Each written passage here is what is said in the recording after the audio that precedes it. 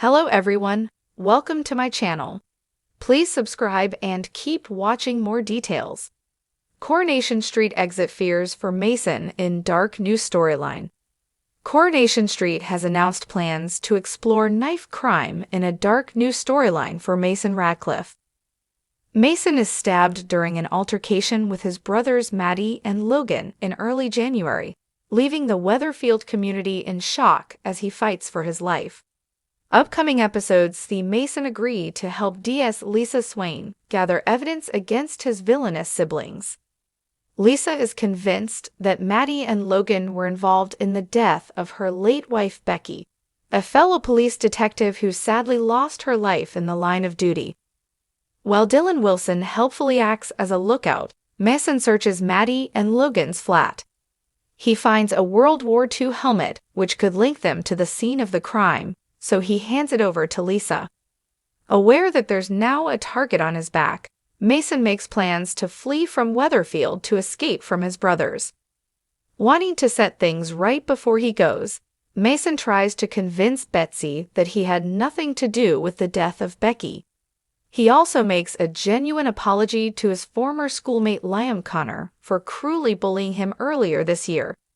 Later, Maddie and Logan are released after facing police questioning over the helmet. They head straight to find Mason and Dylan, cornering them at the precinct. Shortly afterwards, A.B. Webster is horrified when she finds Mason bleeding from a stab wound in the children's play area.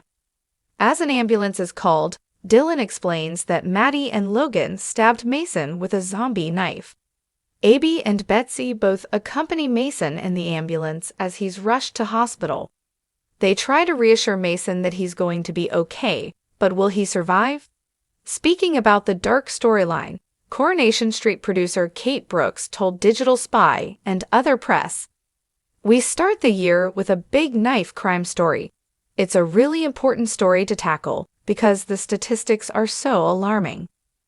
We've worked really closely with the Ben Kinsella Foundation to make sure we're telling the story right, and that the message is to not carry a knife out of fear, because that escalates everything. We know we're tackling a sensitive storyline, and it's going to be very hard-hitting. We have Mason at the center of it, and Dylan and Betsy are involved. It has massive ramifications for Avi and for Tim and Sally going forward." Brooks continued, "We just felt like it was a subject that we couldn't ignore.